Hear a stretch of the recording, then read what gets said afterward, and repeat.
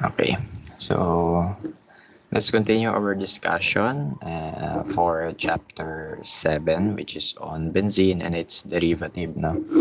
So last time, we were able to cover the properties of benzene, yung effects niya sa health natin, and yung naming process niya, no? Yung nomenclature niya. So this time, continue tayo with the reactions of benzene, no?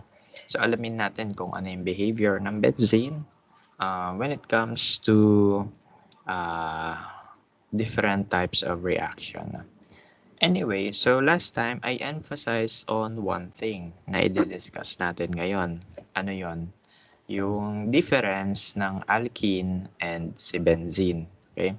So, nung nalaman nila, upon the discovery of benzene, that was actually a big question mark to them, no? Bakit kaya yung benzene, it doesn't behave like alkene? Yun yung malaking question mark sa isip nila. Kasi, di ba may double bond naman? O bakit hindi siya nagre-react like that, no? For example, we have this alkene. If we react it with water, under the presence of an acid catalyst, no? Ano mangyayari? May ganito yung product, di ba? May addition reaction. Ano yung uli addition reaction? May ina-add kang atom sa molecule, no? So, yung H2O, so itong H2O, yung H pati yung OH na add dito sa molecule. So, mawawala yung double bond, mapapalitan yon ng OH pati H atoms in a Markovnikov fashion. Okay? So, ano uli yung Markovnikov? Ang meaning ng Markovnikov ay yung OH, yung Cl, kakabit yon sa carbon na less yung hydrogen. No? Thus, yung hydrogen, kakabit yun sa carbon na may mas maraming hydrogen dun sa double bond. No? So, tignan mo lang, ito, wala tong hydrogen. Ito, may isang hydrogen. So, dito yung hydrogen, dito yung OH. No? Ganon din kapag HCl, HBr. Ito, isa yung hydrogen. Dito, walang hydrogen. So, dito yung H, dito yung ClBr. No? Okay, so ganon yung mangyayari dyan. So, ano pa yung mga characteristic reaction ng alkene na na-discuss natin before, no? Before tayo bagyuhin. Suppose we have this molecule again. If you react it with a chlorine gas, no, or any halogens, what will happen is that may ganito, no? You will have a dichloro, 2,3-dichloro 2-methyl butane, no? So, ganun mangyayari. Yung Cl mo, yung dalawang atoms ng Cl, madadagdag yon sa double bonds, no? So, may di-substituted, no? Yung iyong molecule. So, ganun mangyayari. Pero, kapag benzene ang usapan, that will not happen. Okay? So, in-investigate nila yan, no? So, for example, you have a bromine here. Pag dinagdagan mo yan ng hydrobromic acid, no reaction. Pag etong bromine, nilagyan mo ng water in the presence of catalyst, no reaction then. Kapag ang benzene, ni-react mo, let's say, with bromine this time, no reaction then. Nagtataka sila. May mga double bonds yan, pero it doesn't behave like an alkene. Kasi, ano yung sagot natin last time? Benzene possesses a special stability due to the resonating electrons sa ring niya. Okay?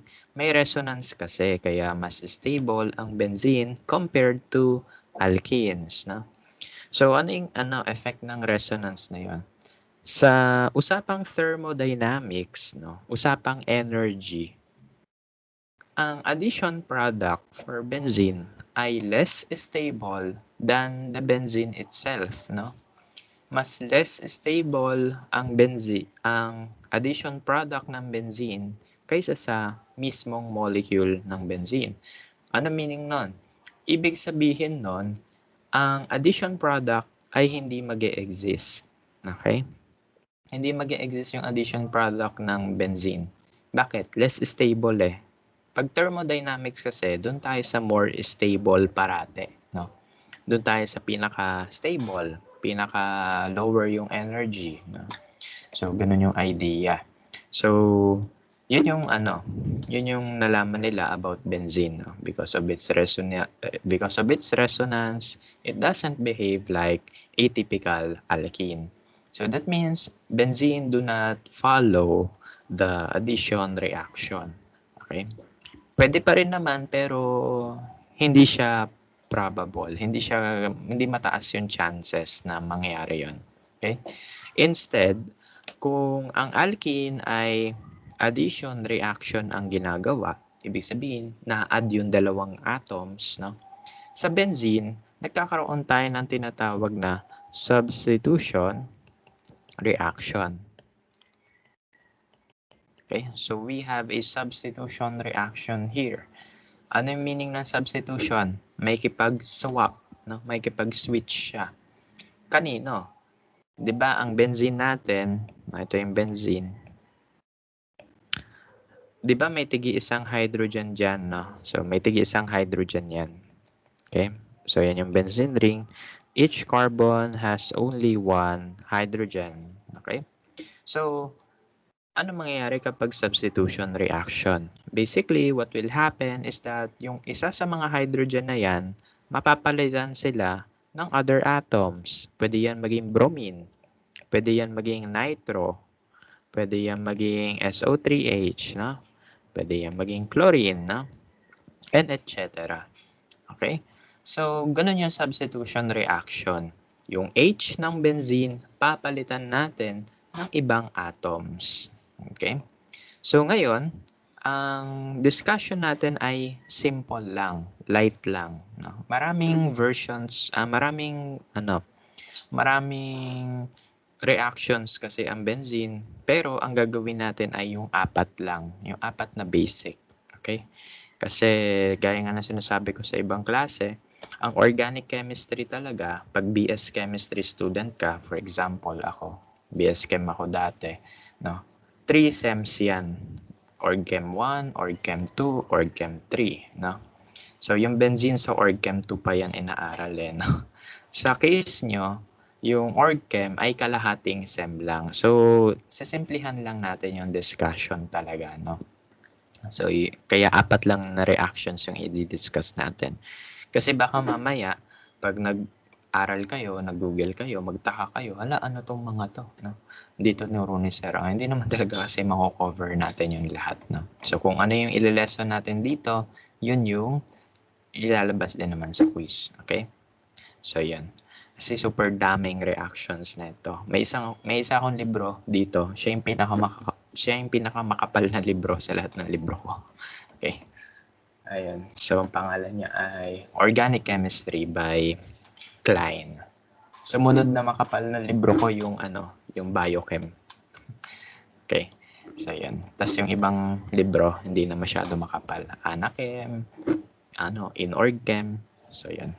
Anyway, so punta na tayo sa mismong reactions. Yung sinend ko sa inyo, yan na yung kailangan natin gamitin for this day. Okay? So, ayun nga, sabi natin that the characteristic reaction for benzene is the substitution. Okay? Ibig sabihin, may ikipag-switch siya ng places. Yung hydrogen, mapapalitan siya ng other atoms. Okay? Ang i-discuss natin ngayon ay yung reactions ng benzene in which magkakaroon tayo ng product na may halogen, na may nitro group, and sulfonic groups. No? So, yun yung alamin natin. Ano yung mga reactions na yun na magbibigay sa atin ng benzene na may halogen, nitro, and sulfonic group, no? Sulfonic acid group. Punta na tayo kay halogenation. Sa halogenation, kailangan, kung gusto mo siya maging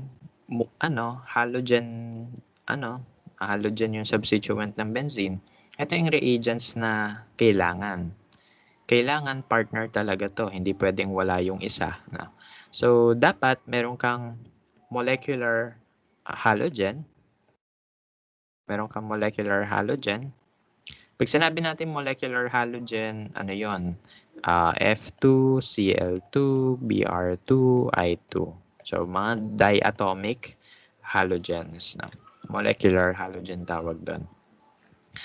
Tapos, hindi pwedeng yan lang, no? Kasi, kailangan natin ng catalyst. So, anong catalyst ang kailangan? Ang iron 3 plus salt ng halogen or pwede ring aluminum 3 plus salt ng halogen. Okay? So, let's say ang halogen natin ay chlorine. So, dapat ang catalyst natin ay may chlorine din. Okay? So, ang gagamitin natin ay FeCl3 or pwede rin naman AlCl3. Okay? So, ganon.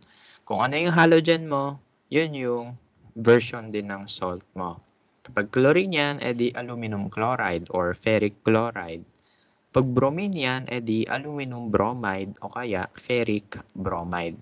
Okay? So, requirement na 3 plus ang charge ng metal. Okay? So, iron and aluminum lang naman yun. So, sila-sila lang yung ginagamit talaga. Okay? So, what will happen here? No? Diba ang ating molecular halogen, dalawang halogen atoms yan. Cl2 yan. Let me redraw that. So, dalawang Cl yan. No? Yung isang Cl, yun yung makikipag-swap ng places with hydrogen. No? So, papalit sila ng hydrogen. So, you will now have chlorobenzene. Ano mangyayari ngayon sa natanggal na hydrogen? Yung natanggal na hydrogen, kakabitan niya yung naiwan na chlorine. Okay? So, makikipag-switch siya ng places. Yung Cl mapupunta dito, yung H mapupunta doon. So, for halogenation product, for chlorination product, meron tayong chlorobenzene na mapoproduce pati hydrochloric acid. Okay? So, ganon. May mechanism yan. May mga arrow-arrow yan, pero hindi na natin gagawin. Yung mga arrow pushing, wag na natin gawin yan. Mas lalo kayo malilito, no? So, okay na yan. So, this is the chlorination, no? Pag chlorine yung halogen na dinalagay, chlorination. Chlorination yung process dyan, no? Paano naman kapag bromine yung ilalagay? Edi, bromination. Same process pa rin naman, no? So, you have your benzene. Ito yung isang hydrogen niya. If you react that with Br2, and again, yung salt, kailangan yung version ng halogen na meron ka.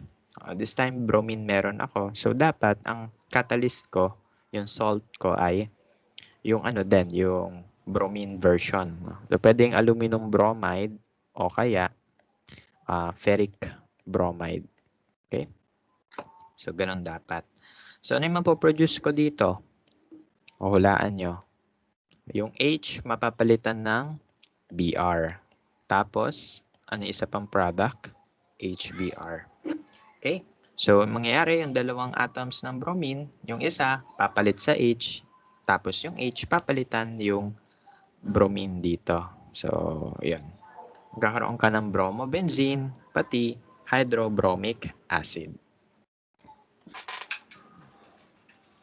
Okay? So, ganun lang. Yun na yun. Okay? May reactions din with fluorine. Okay? So, pero yung fluorination, yung fluorine naman yung gagamitin, that is not common. Bakit? Kasi the reaction of fluorine is very violent. No? It is so exothermic na pwede masira yung gamit mo sa laboratory. Okay, siyempre ayaw natin mangyari yon, sumasabog yung mga beaker, no? Kaya hindi ginagawa yung kay fluorine, no?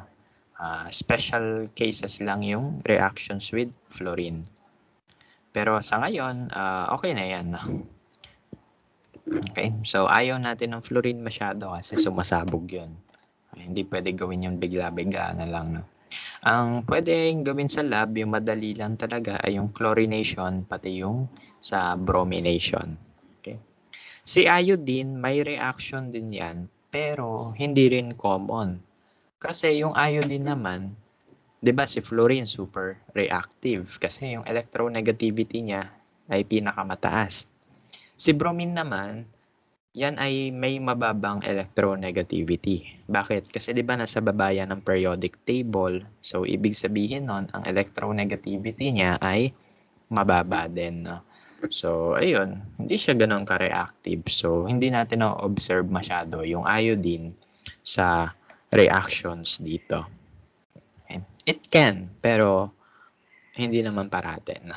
Okay? So, pwede naman, pero ano lang, hindi masyado ginagawa. Hindi practical. No?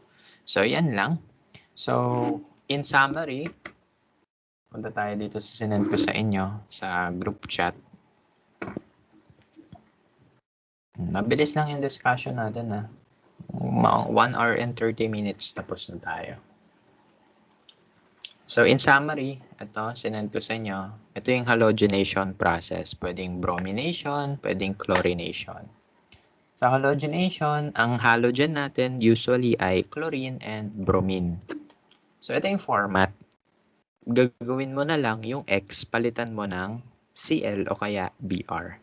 So, gusto mo chlorination. So, you start with benzene plus Cl2 with catalyst na FeCl3 o kaya AlCl3. Arrow, then yung product mo, yung X, palitan mo ng Cl, pati yung HX magiging HCl. Yun na yung format niya, no? Kapag bromination naman yan, edi Br2 to, FeBr3, AlBr3, and benzene na may Br, pati HBr. Okay? So, yun na yung shortcut. Papalitan nyo lang yung X ng Br o kaya Cl. Okay? So, kapag Br ang gamit, bromination. Pag Cl ang gamit, chlorination. Ayan, so tapos na. Yun na yun. Ang basic lang, no? Basic lang talaga yung gagawin natin. Ngayon, proceed tayo with the next one. Nitration. So, this time naman, kunwari gusto mo mag-add ng nitro groups, no? By the way, bago ako pumunta dyan, balik muna tayo dito sa halogenation. Kunwari, sir, gusto ko po maglagay ng 2 Cl or 3 Cl. So, kapag ganun yung gusto mo, 2 Cl, 3 Cl, uulitin mo uli yung reaction. Kunwari, 2 Cl nilagay mo, edi 2 beses ka magko-chlorination. Kasi, kapag substitution reaction, one at a time yung pag-substitute. Isa-isa lang. Okay? So, ganun yung gagawin nyo. Kunwari, may 2 Cl. Isang chlorination muna, tapos isa pa uli. So, ganun. Kunwari, 2 bromine yan. So, isang bromination, after nun, isa pa uli. No? Kunwari, gusto nyo, 6 na bromine. Okay? Ang pangalan yan, 1, 2, 3, 4, 5, 6 hexabromobenzene. Lahat yan, naka-bromine na. No? E di 6 times mo gagawin yung reaction. Okay? So, ganun. So, every time na magkikipag-switch, no? Every time na may papalitan kang hydrogen, isang reaction ang katumbas. Okay? Ganon din sa nitration. Okay? And sa sulfonation. Okay? Pero punta muna tayo sa nitration. So, ito uli yung benzene natin. Kunwari, gusto mo magkaroon siya ng nitro group, NO2. Ano daw yung kailangan mong chemicals? So, ang required chemicals dito ay nitric acid, pati sulfuric acid. Tandem yan. Hindi pwedeng wala ang sulfuric acid. Bakit? Kasi our sulfuric acid will serve as our catalyst. Ano meaning ng catalyst? These are substances that speed up the rate of the reaction. So, pinapabilis niya yung reaction rate. No? Kasi kung wala yan, mabagal yung reaction. Abutin ka ng siyam-siyam dyan. No? So, kailangan talaga, together with your nitric acid, ay may sulfuric acid catalyst. Hindi pwedeng mawala yung sulfuric. So, ano mangyayari dito? So, yung nitric acid natin, yan yung magbibigay ng NO2. Okay? So, pakita ko sa inyo kung paano natin pwede i-rewrite yung nitric acid. We can rewrite nitric acid as HONO2, HONO2. Okay? So, ano pa rin naman yan? HNO3. Isang hydrogen, isang nitrogen, tatlong oxygen. Pero ano lang ginawa ko? Pinakita ko lang kung ano yung kakabit. Okay? Ito yung kakabit. No? Yan yung makikipag-substitute with your hydrogen. Okay? So, yung NO2, yun yung makikipag-switch with this hydrogen. Ngayon, saan pupunta yung hydrogen? Kakabitan niya yung iniwan ng NO2. So, itong H, pupunta yon sa OH. So, kapag nagsama yung H pati OH, ano mapoproduce? Water. Okay? So, yan. So, yan yung reaction ng nitration. So, what happens here is that you have your benzene with nitric acid, that is acid catalyzed or acid catalyzed by sulfuric acid. Magkakaroon ka ng nitrobenzene plus water. Okay? So, ganun mangyari ha. Yung NO2 sa nitric acid, yun yung kakabit. Yung H na matatanggal, didikit yun sa OH from your nitric acid to form the water. As, kunwari, gusto ko tatlong nitro groups. Trinitro. Benzene. Kunwari, ganun. Ano gagawin ko? E di 3 times akong magaganyan. Okay? So, in summary, actually, wala naman summary na yan. Yan na yan. Okay? So, in summary, ito yung benzene mo plus yung nitric acid. You have to catalyze it with your sulfuric acid. So, you will have nitrobenzene product. Okay? By the way, yung catalyst nilalagay natin sa taas ng arrow. Catalyst yon, catalyst to, catalyst yan. Okay? So, lahat ng catalyst po nilalagay sa taas ng arrow. Ayan lang. So ngayon, punta tayo sa isa pang reaction. Kabisaduhin niya lang talaga to. Survive na kaya. Actually, kahit di kayo magkabisado, tignan nyo na lang yung picture na binigay ko sa inyo. Yun na yun. Basic lang. Kunwari, ito naman. Kunwari, ayaw ko ng NO2. Gusto ko ng NH2. Gagawin ko. Kunwari, gusto ko ng NH2. Paano ko ilalagay yon? Okay, so kung gusto mo NH2 yung makabit, hindi mo siya pwede gawin agad-agad. Walang one-step process for that. Okay? So whenever makakita kayo ng NH2 sa benzene, aminobenzene, or aniline, kapag nakakita kayo ng NH2, hindi yan pwede gawin in one step. Dalawang step parati yan. Ano yung steps na yon? Una, maglalagay ka muna ng NO2. Tawag doon ay nitration.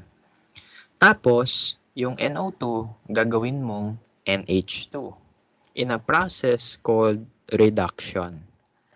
Reduction of nitro group to amine. Okay? So, yung NO2, gagawin mo siyang NH2 via a reduction reaction. So, paano yung reduction reaction? So, we start with nitrobenzene. Ito yung starting material dapat. So, yung nitrobenzene natin, we will react it with hydrogen gas under the presence of metal catalyst. Pwedeng platinum, pwedeng nickel, pwedeng palladium, depende sa budget mo. So, yan. So, for reduction reaction, gagawin mo, ang starting material ay nitrobenzene. Okay, ito yung umpisa. Dito tayo mag-start. Tapos, i-react mo yan with hydrogen gas in the presence of metal catalyst. Kahit isa lang dyan, okay yon. So, what will happen is that instead na oxygen yung nandyan, mapapalitan naman yon ng hydrogen. So, this is, ito yung reduction reaction. Okay? So, from oxygen, magiging hydrogen ang katabi ng nitrogen. Okay? So, together with it, may mapoproduce na water. Okay? So, yan. So, ano uli gagawin kapag nakakita ng NH2? gawin mo ng nitro, tapos yung nitro gagawing by reduction reaction. Okay? So kapag nakakita kayo ng NH2 sa quiz, initro mo muna, then amino, reduction. Yung quiz nyo kasi dito, ganito lang. May molecule na nakalagay, sasabihin doon kung ano yung starting material mo. Kunwari, you start with benzene. What are the reagents necessary to carry out the synthesis of this molecule? Ibig sabihin nun, ano daw yung mga kailangan na chemicals para makagawa ng molecule na yon, okay? To synthesize the molecule, to make the molecule. So, i-check nyo yon. Ang quiz nyo ay multiple yung answers, no, for the reaction. Okay? So, pag nakakita kayo ng checkbox, maraming sagot doon, okay? So, i-check nyo lahat ng possible or lahat ng required na chemicals to carry out the synthesis of your desired molecule. Okay? Pag kinulang kayo dun ng check, less points makukuha nyo. 1 point lang kasi yung isang item. So, kunwari, 4 na reagents yung kailangan, 3 lang na-checkan mo, 0.75 yung score mo, no? So, ganun. Pero kapag nakuha nyo yung 4 na reagents, edi 1 point yun. Kunwari, isa lang yung tinama mo doon, edi 0.25 yung score mo. Okay? So, si Canvas na yung nag-ganon. Kaya last night, diba, pansin nyo, ang daming notif sa course ko. Ang reason is yun, nag-enjoy ako maglaro-laro nun. Sabi ko, ang galing. Ang galing naman ng Canvas. So, yeah. So, basta ganun ha. Ganun yung gagawin nyo sa quiz. Tignan nyo yung molecule, tignan nyo yung mga nadagdag, tapos i-check nyo lahat ng reagents na kailangan to carry out the synthesis. No? So, yan. Okay? So, ano yung additional reactions natin dito? Yung nitration. Ano yung kailangan kapag nitration? May nitric acid and sulfuric acid. Kakabit yung NO2 doon. Pag gusto mo ng NH2, you begin with NO2. Then, you react it with hydrogen gas with metal catalyst. So, you will have your amino benzene or aniline. Okay? So, one example is shown here. We have the para-nitrobenzoic acid.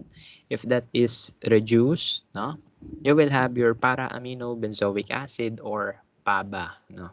So, yung PABA na yan, that is a neurotransmitter. Nasa utak natin yung mga molecules na yan. May benzene rings na naman, no? Okay? So, yan. Neurotransmitter yan, pero hindi yan dangerous. No? So, yun. Yun lang. Last reaction. Last na. Malapit na tayo matapos. Sabi ko sa inyo, 1 hour 30 minutes lang. Tapos na tayo eh. So, the last reaction is the sulfonation reaction. Kung sa halogenation, halogen yung nilalagay. Kung sa nitration, nitro group ang nilalagay. Pag sa reduction, amine yung nagiging product. Sa sulfonation, ang nagiging product natin ay sulfonic acid. Okay? Ano po yung sulfonic acid? Ito yon, SO3H. No? Okay? So, kung mapapansin nyo, yung reaction ng sulfonation, similar yan with the nitration. Kasi may sulfuric acid, no? Pero, ang sulfuric acid this time, hindi siya catalyst. Siya yung reagent mismo. Wala tayong nitric acid. No? So, ibig sabihin yung sulfuric acid, siya na rin yung reactant. Okay? So, ano mangyari dito? I-rewrite ko yung sulfuric acid as HOSO3H. No? H2SO4 pa rin yan. Pinaghiwalay ko lang yung mga atoms na kakabit. No? Okay? So, H2SO4 yan. 2 H, isang S, 4 na O. Okay? So, ano mangyayari dito? So, sa sulfuric acid mo, yung SO3H, yan yung kakabit, yan yung papalit sa hydrogen. Okay? So, you will have your benzene sulfonic acid. Ngayon, saan mapupunta yung H? Yung H may kipag-partner with the OH. No? So, magkakaroon tayo ng water uli. No? So, ganun lang. Yun na yun. Okay? So, saan ginagamit to? Yung sulfonation process, no, or the sulfonation reaction, this is used to create detergents. No? Pag bumili kayo ng Pride, ng Ariel, ng Breeze, no? Tignan nyo yung ingredients sa likod, may nakalagay doon na SDS. Ano yung SDS? Ito yon, detergent yan. No? So what happens here is that you have your dodecyl benzene. So that is a benzene with 12 carbon chain. Okay? Kaya dodec. No? Dodec is 12. No? Dodecyl benzene. If you react that with sulfuric acid, no? Ang magiging product ay sodium 4-dodecyl benzene sulfonate or SDS. So ang SDS, ginagamit yung detergent sa panlaba. Pwede rin yan gamitin sa sequencing ng DNA. You know? Yung DNA natin, no, sinisequence natin yan with the help of SDS. Ano yung purpose ng detergent? Para yung DNA lumabas from your nucleus, from your cell. Sisirain niya yung protein. Tapos lalabas na yung DNA. So, ganun lang. Yun lang. So, yun na yung reactions natin ng benzene. No? So, we're actually done with the first half. No? Punta na tayo dito sa OneNote. So, in summary, ito yung ating reactions. So, for halogenation, yung X, papalitan nyo lang ng Cl o kaya ng Br. Sa nitration, what happens here is that the nitro group will be added to your benzene. Sa reduction naman, yung nitro group mo, magiging amino group. No? Just react it with hydrogen gas with metal catalyst. Nickel, platinum, palladium, okay yon. Depende sa budget yon. Then last one, we have the sulfonation wherein you react your benzene with sulfuric acid. Okay, so you will have your benzene sulfonic acid, no? Yung SO3H ang kakabit plus water as the other product. No? So yan lang yung apat na reactions, yan yung basic reactions na kailangan natin for this class now. So marami pa yan, no? Sandamukal yan.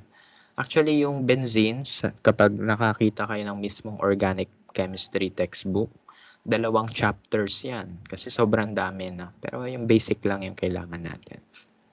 Kasi katulad nga ng sinabi ko sa inyo, yung org chem sa atin, kalahating sem lang. Ideally, 3 sem yan. Okay, so hindi nyo naman kailangan masyado yan. Hindi naman kayo BS Chem. Kaya okay na yung basic lang. Okay? So ngayon, sagutan natin yung items 3 and 4 sa worksheet. No? So sabi sa 3, what reagents and or catalysts are necessary to carry out each conversion? So we have letter A, benzene to nitrobenzene.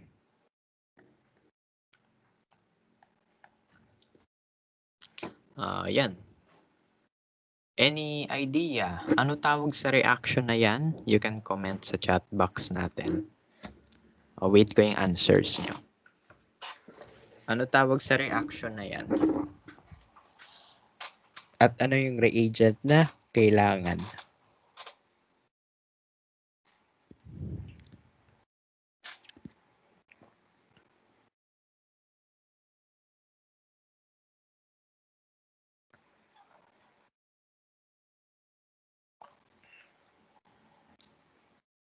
Anyone, dali. So, ano daw yung reaction ng benzene papuntang nitrobenzene? That is nitration. Okay? Kasi nitro group ang nadagdag. Okay? So, ano yung reagents na kailangan? Okay? So, in performing nitration reaction, we have to add nitric acid and sulfuric acid catalyst. No? So, tandem yan. Nitric acid and sulfuric acid catalyst that will give us nitrobenzene. Okay? So, yun na yun. Yun na yun. Okay. So, okay na tayo. Next one. Basta tignan nyo lang kung ano yung kumabit. Kapag Cl, chlorination. Pag Br, bromination. Kapag NO2, nitration. Kapag NH2, reduction yon. Pero bago ka mag-reduction, nitration muna, ha? Kapag SO3H ang kumabit, sulfonation. Okay? So, ganun lang yung titignan natin. So, let's answer letter B, 1,4-dichlorobenzene. So, this is 1,4-dichlorobenzene. Ang mangyayari ay magiging 2-bromo 1,4-dichlorobenzene na siya. Anong reaction kaya yan? Ano yung reagents na kailangan natin? Sige, wait ko answers niyo.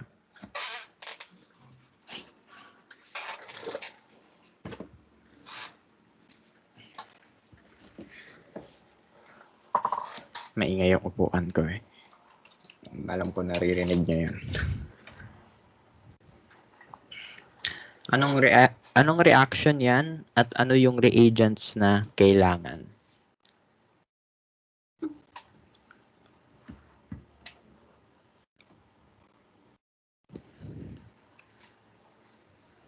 Tignan nyo lang yung nadagdag para hindi kayo ma-confuse.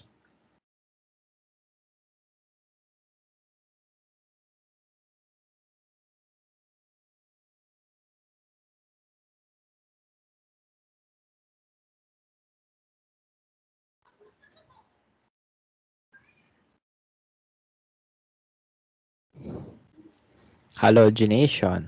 Anong halogen ang nadagdag? Dalawa options natin eh. Yun, bromination. Okay? So, this is a bromination reaction. No?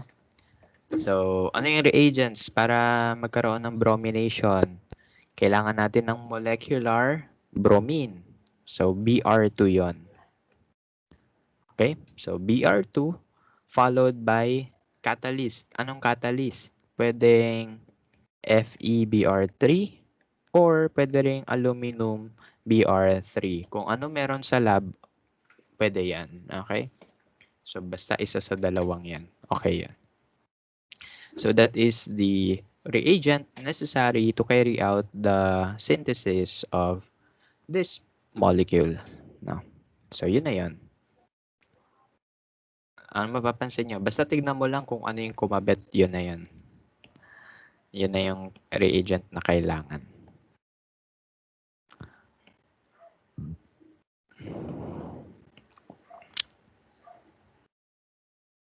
Benzene to aniline.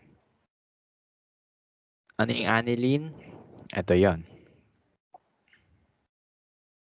Question.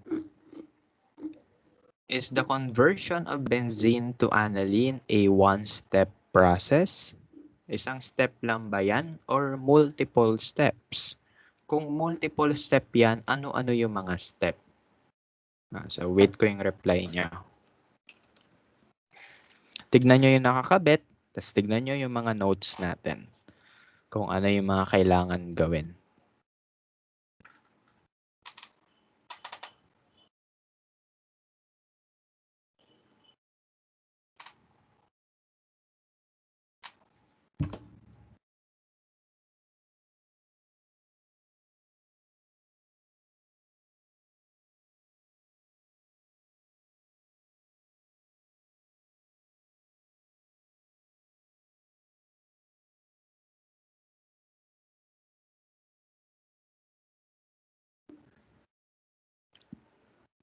One step lang ba yan or multiple steps?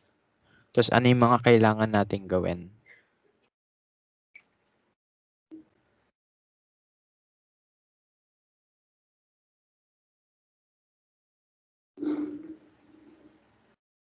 Okay, so reduction.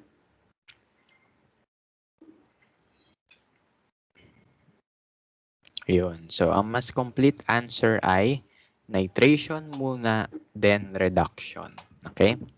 So, kasi kapag wala kang NO2, wala kang mare-reduce na. So, kailangan may NO2 muna. So, you have to introduce nitrate, then yun yung i-reduce mo. Okay? So this is not a one-step process. Instead, ito ay two-step process. No? So the first reaction would be nitration. Okay. So ano yung first step? Nitration. So you have your benzene here. You react it with nitric acid, with sulfuric acid catalyst, para yan ay maging nitrobenzene. Once na may nitrobenzene ka, ito yung i-reduce mo. Okay? So you add hydrogen gas with metal catalyst. So magkakaroon ka ng aminobenzene or aniline. Okay? So dalawang steps yan. Ito yung nitration.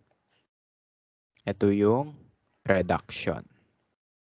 So hindi ka makakapag-reduce kapag walang nitrate. So maglalagay ka muna nito. Okay? So ganun lang.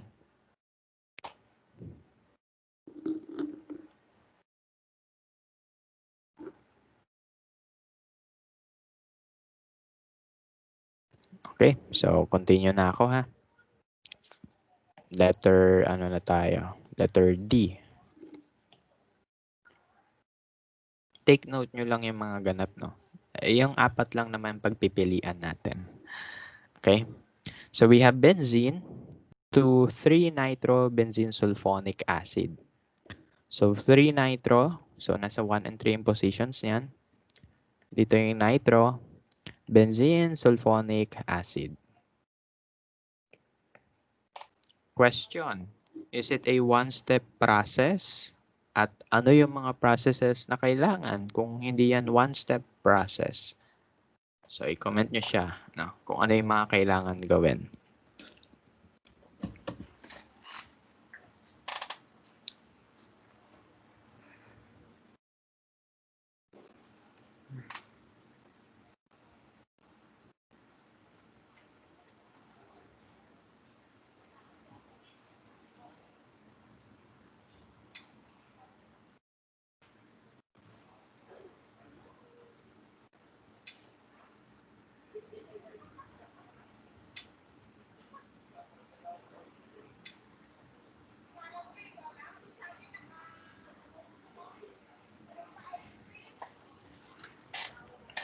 So, kailangan natin ng sulfonation and nitration. Okay?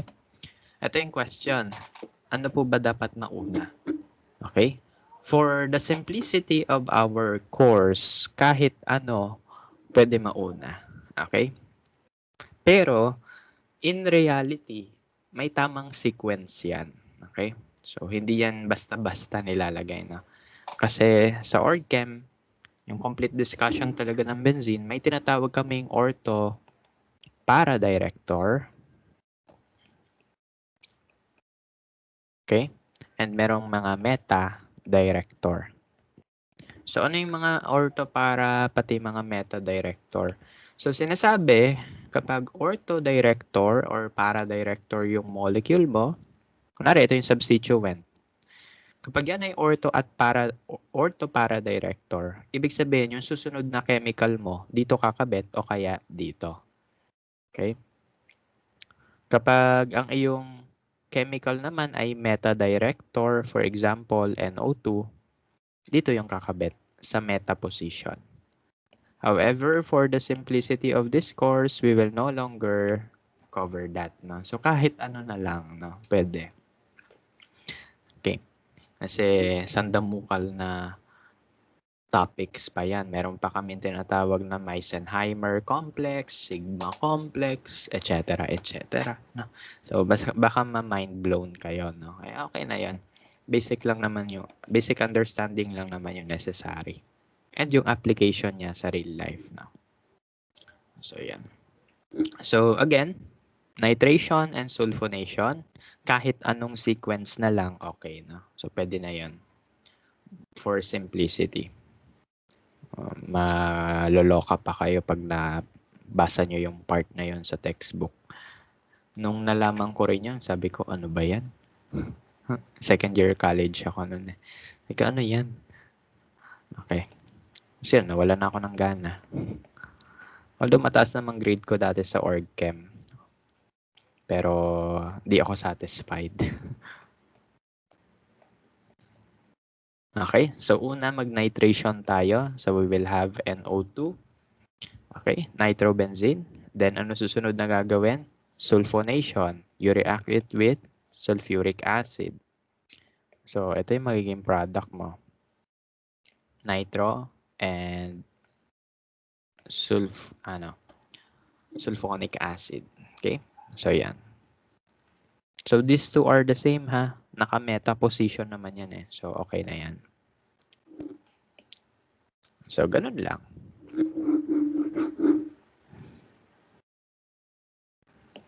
Ganyan yung mangyayari sa quiz nyo. Ipapakita ko to. Sabi doon, anong chemicals yung kailangan? I-check nyo doon kung ano yung mga kailangan. Okay? So by the way, i-check nyo lahat ng kailangan ha, para complete yung 1 point. Kasi pag hindi, edi decimal yung points nun.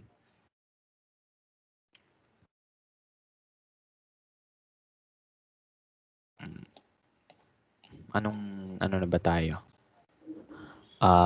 Letter E. So we have benzene to 1 bromo 4 chlorobenzene. 1 bromo 4 chlorobenzene. Is this a one-step process o hindi?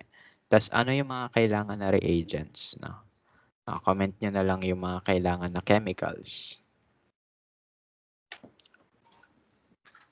Tignan nyo yung nakakabit ha.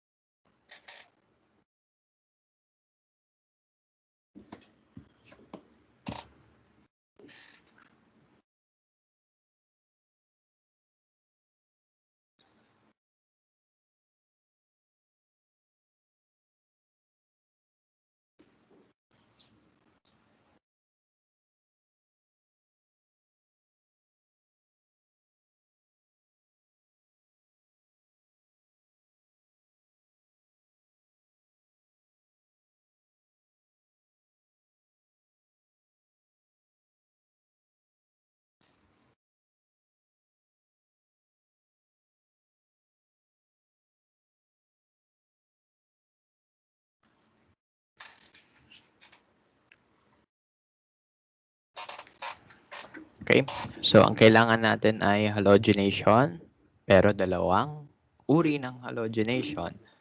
Yung isa ay chlorination, yung isa ay bromination. Okay, so yan. So ilalagay natin yung chemicals in sequence. Unahin natin yung bromination na lang. Kahit ano naman pwede mauna sa case natin. So Br2 followed by your metal catalyst, FeBr3. Okay, so you will have your bromobenzene.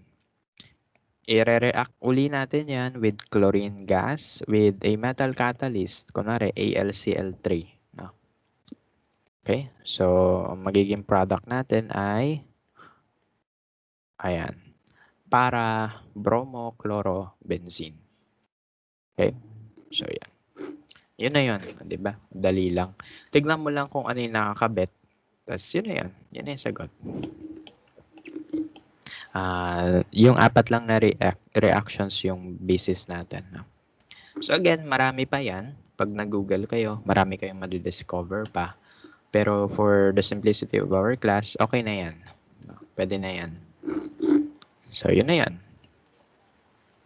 Depende sa dami ng halogen yung dami ng steps. Okay? So let's answer number 4 naman. Move tayo dito. Yung letter A, kanina pa to eh. Benzene plus HNO3 with sulfuric acid catalyst. Nitrobenzene yan, no? Paulit-ulit na eh. Ayan. So lagay ko na yung sagot. Etong letter B, may mali dito, no? Sa textbook kasi to. Ang halogen natin ay bromine. So ibig sabihin, dapat yung salt natin ay bromine din. Ang nilagay nila chlorine eh. So, mali yun. Papalitan natin yan, FeBr3 catalyst. No? So, yan. So, ano kaya yung product? O, ano yung kakabit? Br. Okay? So, Br yung kakabit kapag bromination. So, kopyahin mo lang yung molecule. Okay? Yung Br, pwede dyan kumabit. Yung Br, pwede rin dito kumabit. Ang tanong, are they the same? Same lang ba yung molecules na yan? So, yes, ang sagot. Bakit? Ano lang ginawa? Okay. Kung dito kakabit yung Br, o kaya doon yung kakabit yung Br, pag flinip mo itong molecule pataas, pag flinip mo yung pataas, ito rin yun, no? So, same lang yan. So, kahit isa lang yung i-drawing natin, okay na yan. So, yun na yung product, no? Yun na yan. Next one, we have a para-dibromobenzene with sulfuric acid.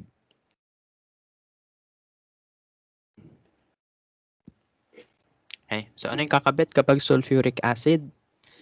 SO3H, no? So, pwede dito yung SO3H, pwede rin naman dito, although same lang yon regardless kung saan siya kumabit. Kung dito, same lang yung kanilang magiging name, no? So, okay na yan. So, ganun lang. Basta tignan mo kung ano yung reagent, alam nyo na kung ano yung kakabit. Pag nitric acid with sulfuric acid, NO3, NO2. Pag gusto mo yung maging NH2, reduce mo. Kapag gusto mo ng halogen, halogenation mo. Kapag gusto mo ng sulfonic acid, mag-sulfuric acid ka, no? So, ganun. Okay? To end the reactions, let's answer letter D. So, letter D is a multi-step process, no?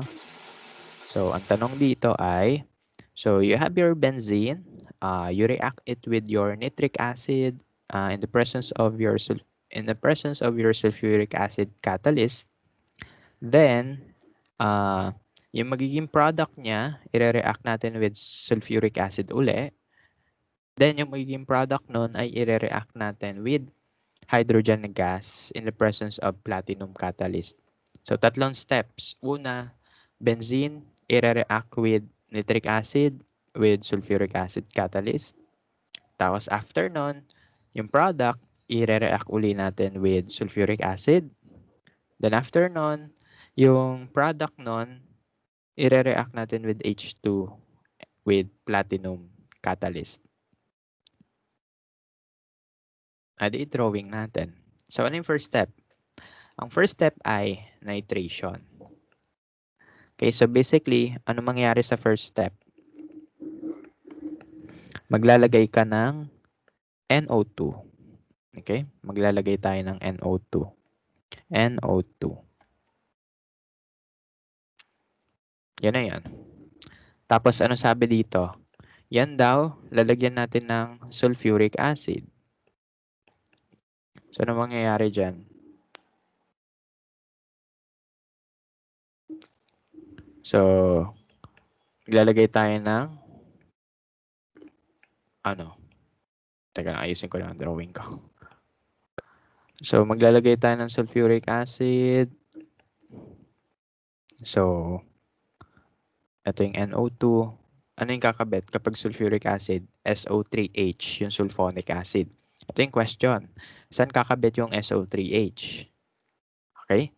Pwede yung kumabit sa ortho position. Pwede yung kumabit sa meta position. Pwede din yan kumabit sa para position. Tanong, alin dyan yung tama? Ang sagot ko dyan, it doesn't matter. Bakit? Kasi hindi natin i-discuss yung ortho para pati yung meta directors. No? Pero kung ako tatanungin, ito yung sagot talaga. Yung meta version. Okay. That's because of the ortho para and the meta directors. No? Pero it doesn't matter for our case. Okay na yan. So, pwede tayong magkaroon ng 3 different products. May mga isomers tayo. Okay? So, yan. Okay? So, okay na yan. Sulat mo na lang yung mga possible products. After dyan, sabi dito, react daw natin yan with hydrogen gas and metal catalyst. No? Okay? So, ano mangyayari dito sa last step? Ang mangyayari sa last step ay yung NO2 magiging NH2. Okay? So, that is the reduction process, no? NH2, SO3H, NH2, SO3H, NH2, SO3H. Okay? So, yan. So, okay na yan. Ganyan na yan. Okay? Pero again, ito yung magiging major products. No? Pero sa ngayon, hindi na natin iisipin yun. Okay na yan. Okay, so that marks the end of the reactions of benzene. So ngayon naman, pupunta tayo sa next topic. No? Mabilis lang to, puro kwento lang to. Which is about phenols. Okay? So, usapang phenol tayo. Ito puro kwento lang to. So, pakinggan nyo lang yung masasabihin ko kasi yung iba doon nasa quiz. No? Okay? So, ano yung phenol? So, phenol is a benzene-derived molecule in which one of your substituent is hydroxide or OH. No? So, because of that hydroxyl functional group, this molecule is an alcohol. No? Okay? Malalaman mong all yon kapag alcohol yan kapag all yung suffix. Okay? So, yan. Pag all yung suffix, ibig sabihin alcohol yung mga yan. Okay? And here are some of the examples, the prominent examples of phenols. No? So, we have phenol, metacresol, catechol, resorcinol, and hydroquinone. No? So, last time, doon sa usapan natin sa monosubstituted benzene, sinabi ko yung hydroquinone, di ba? Ito yon. Ito yung nasa toner, no? Kung gumagamit kayo ng Maxipil, ng kung ano-anong toner sa mukha nyo, may ganito yan. Okay. Sometimes merong phenol, pero minsan meron ito. Ito yung pinakamadalas gamitin. Okay. So, bakit kasi may phenol dyan, no? Okay, so one reason is that it can kill bacteria. Alcohol yan eh. No? So, it can kill bacteria. Ano pa? Meron pang characteristic ang ating mga phenols. No? Malalaman natin yung mamaya kung ano yung pinaka-characteristic niya, reaction. No? So, anyway. So, yan. Basta alam natin, alcohol yan, nakakamatay yan ng bacteria. Yung isang reason ay antioxidant din kasi yan. Okay? Mamaya pag-usapan natin yung antioxidant. No? Before we go there, punta muna tayo dito. So, ang phenols natin, they are considered weak acids. No? So, when you say acid, yung hydrogen pwede kumalas. No? So, ganun. So, weak acid yan. So, ibig sabihin, onting hydrogen lang yung pwede kumalas. No? So, saan yung hydrogen nakakalas? Yung katabi ng oxygen. Okay? And since ang ating phenols ay acid, that means it can react with bases. Okay? So, pwede natin i-react yan with sodium hydroxide, potassium hydroxide. No? So, what will happen is that after natin i-react ang phenol with bases, we will form the molecule called the phenoxide. Okay? This is the anionic version of your phenol. Natakpan ko. So, ito yung phenoxide. That is an anion version of phenol. Okay? So, yan. Negative yan, ha? Baka isipin nyo anisole yan. Okay? So, negative. So, yan. Okay? So, yan. So, ibig sabihin, anong pwede natin idagdag sa info natin? Phenols can do acid-base reaction. Kapag nag-acid-base reaction yan, anong product yung nabubuo? Phenoxides, no? So, yun lang. And here are some of the common phenols that are present in some organic matter. For example, yung mga halaman. So, isa-isahin natin yan. We have thymol, vanillin, poison ivy or urushiol, and capsaicin. Okay, so, isa-isahin natin. Ang thymol, yan ay anti-inflammatory drug. No? So, kasama yan sa mga sa mga painkillers minsan, yung thymol. So, tingin kayo sa mga painkillers, pag nakita nyo thymol, ay, may yan, phenol yun. Ganon, no? Next one is vanillin. Ang vanillin ay vanilla, no? Yun yung mabango. Bakit? Di ba sabi ko sa inyo, kapag may aldehyde, mabango. Ayan, no, benzaldehyde, oh. Kaya mabango yung vanilla. Kaso ang disappointed lang ako sa vanilla, mabango siya pero wala siyang lasa, no? So, yan lang. Masyado siya mapanlin lang. So, ito yung phenol part na, no? Tapos may aldehyde din siya. Okay? So, mabango siya. Then, we have the poison ivy. Ito naman ay ginagamit din na painkiller, no? Anti-inflammatory drug yan. Then, last one, we have the capsaicin. Ito yung chemical na present sa mga chili peppers, no? Sa mga spices, no? Yan yung maanghang, no? Kapag natikman mo yan, maanghang yan sobra. Okay? So yan. Those are just some of the many compounds na phenol inversion sa paligid natin. Okay? So again, ano yung sabi ko? Ang characteristic reaction ng phenols ay they can serve as antioxidants, di ba? So, ibig sabihin ng antioxidant, against sila sa oxidants. Ano ba yung oxidation? Ano ba yung oxidation sa biological stuff, no? So, pag-usapan natin yung process called the auto-oxidation. So, itong auto-oxidation, nangyayari to sa organic matter. That is the oxidation of organic matter. Iba yung oxidation na Leora Geroa, ha? Okay? Sa inorg-chem. All the same concept, pero this time, living things tayo. Okay? So, ano meron dito? So, for auto-oxidation process, what happens here is that ang iyong molecule ay nagiging hydroperoxide. Okay? So, nagkakaroon ka ng hydroperoxide. Ito yung hydroperoxide, no? Okay. So, paano nangyayari yung auto-oxidation process? Kailangan mo ng oxygen sa hangin plus light or heat. Ano yung nagiging product niyan? Okay? So, once na ang iyong organic matter ay nag-form ng hydroperoxides, pwede yan mabulok, no? Kaya yung karne, 'di ba? Pag iniwan nyo yan sa sa lamesa nyo, walang takip, naka-expose sa hangin, mapapanis yan. Okay? So, pero kapag nilagay nyo yan sa ref, madilim, malamig, no? So, hindi yan agad napapanis. Kasi requirement dito sa auto-oxidation, yung light and heat, pati yung oxygen sa atmosphere. No? Sa ref kasi, onti lang yung oxygen doon. Nakakasarado yun eh. So, hindi siya agad mapapanis. Yung light, di ba, pag sinara mo yung ref, madilim. Okay? So, that prevents the auto-oxidation process.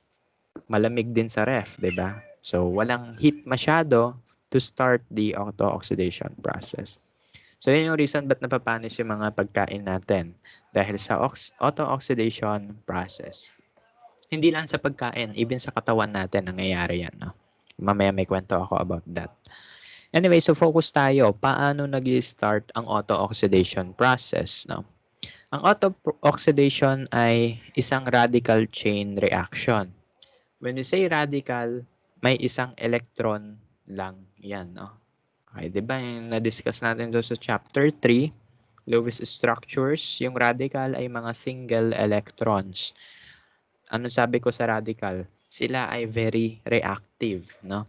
So, ibig sabihin, kapag sinabi nating radical chain reaction, once na magkaroon ka ng radical, tuloy-tuloy na yan. Kaya yung pagkain, kapag napapanis na yan, no turning back na yan. lutuin mo man yan uli, mapapanis din yan later on. Mangangamoy din yan lalo, no? Okay. So, ibig sabihin, kapag yung food napapanis na, wag nyo na i-revive. Pamigay nyo na lang sa mga street cats, no? O kaya mga aso sa kalsada, okay na yan. O kaya sa kaning baboy. No? Or kung ayaw nyo talaga, itapon nyo na lang, okay? Kasi once na mag-start yung pagkapanis, tuloy-tuloy yan. Okay? So, what happens here is ganito. So, you have your molecule, usually the fatty acids of your food, no? Kunwari, yung taba ng karne, no? So, dun sa taba ng karne, kapag yan ay nailawan ng sunlight, no? O kaya nainitan, magkakaroon yan ng radicals, no? And what will happen sa radicals? Di ba may oxygen sa hangin? Kukunin niya yung oxygen sa hangin, okay? So, this is the oxygen in the air. Gagawin yan, yung radical na yan, kukunin niya yan. So, kakabit yung oxygen na yan. So, we will have hydroperoxides, no? Tapos ano yung mangyayari? After the propagation, magkakaroon na naman tayo ng isa pang radical. So that means, yung isang radical can produce multiple radicals. No? Kasi chain reaction yan. Tuloy-tuloy yan. Di ba, kung mapapansin nyo yung game dati na yung chain reaction, yung bilog-bilog na pinipindot. No? Tapos, di ba, pag na-achieve mo na yung tamang dami ng circles, tuloy-tuloy yung pagsabog niya, nag-chain reaction. Ganon din dito sa radical reaction. No? Once na may radical ka, tuloy-tuloy na yan. So, no turning back, mapapanis talaga yung food mo. Okay? So, ano meron sa hydroperoxide? Unstable sila. And they cause the degradation of your biomolecules. No? So, masisira yung molecules mo. So, together with it ay may lalabas na rancid smell. Ano yung rancid smell? Mabaho. Amoy bulok. No? So, ganun. So, yan.